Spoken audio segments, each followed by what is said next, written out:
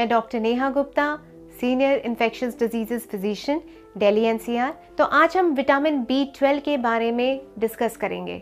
Vitamin B12 क्यों ज़रूरी होता है? ये हमारे स्वास्थ्य के लिए बहुत ज़्यादा आवश्यक है। अगर हम क्लिनिकल प्रैक्टिस में देखें, जो भी पेशेंट्स हमारे पास आते हैं, कई पेशेंट्स आते हैं कि मुझे वीकनेस हो रही है, थकान हो रही है, सिर दर्द हो रहा है।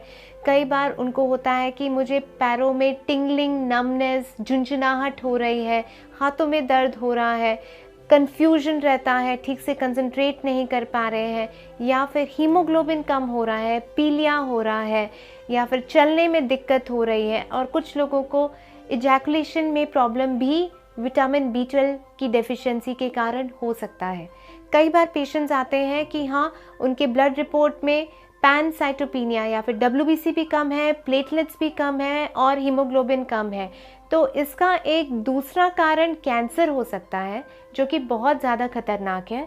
बट ये सब विटामिन B12 डेफिशिएंसी के कारण भी हो सकता है।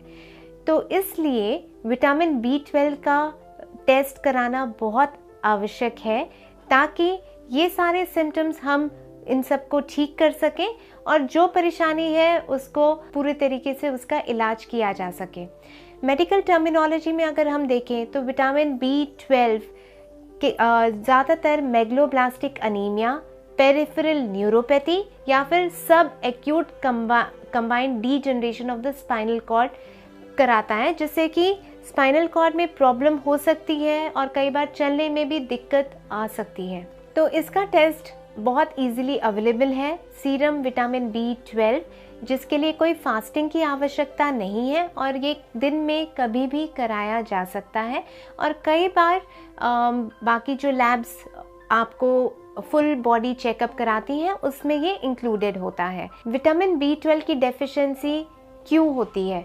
तो अगर हम खाने में विटामिन B12 रिच प्रोडक्ट्स नहीं लें, या फिर किसी को कोई बीमारी है जैसे कि मैल एब्जॉर्प्शन, डायरिया हो रहा है, या इंटेस्टाइन में कोई प्रॉब्लम है जिससे कि विटामिन B12 एब्जॉर्ब ही नहीं हो पा रहा है, तब यूजुअली डेफिशिएंसी हो जाती है। नॉर्मली हमारी बॉडी में विटामिन B12 की बहुत मात्रा होती है, बट अगर कोई इंसान विटामिन B12 डिप्लीटेड फूड ले, मतलब अगर खाने में विटामिन B12 की मात्रा सही नहीं रहे 1 साल तक, तब जाके विटामिन B12 की डेफिशिएंसी होगी और उसके सिम्टम्स नज़र आने लगेंगे। सो इसका ट्रीटमेंट कैसे किया जाए? ट्रीटमेंट बहुत सिंपल है। आपको खाने में vitamin B12 rich food items लेने हैं, विच मीन्स कि आपको डेयरी प्रोडक्ट्स लेने चाहिए। वेजिटेरियंस में स्प्राउट्स एक अच्छा सोर्स है विटामिन B12 का। अगर आप फिश ऑयल ले सकते हैं तो वो ज़रूर लीजिए, क्योंकि इसमें विटामिन B12 की मात्रा बहुत अच्छी होती है। और इसके अलावा अगर विटामिन B12 बहुत कम है तो हम इंजेक्शन्स भी लगा सकते हैं, जिसको कि 7 दिन इनिशियली दिया जाता है और उसके बाद फिर रेगुलर इंटरवल में विटामिन B12 के इंजेक्शन लगने से बहुत तेज़ी से विटामिन B12 की जो कमी है उसको पूरा किया जा सकता है। अगर मान लीजिए इंजेक्शन्स नहीं लेना है, फिर भी medications, vitamin B12 supplements available हैं, जो कि डेली सेवन अगर आप करेंगे तो फिर विटामिन B12 की कमी पूरी की जा सकती है। और ये एक बहुत ज़रूरी विटामिन है हमारी बॉडी में, जो कि स्वास्थ्य के लिए बहुत ज़रूरी है। तो विटामिन B12 को उसका अच्छा सेवन कीजिए और अपने स्वास्थ्य का ध्यान रखिए और स्वस्थ रहिए। धन्यवाद।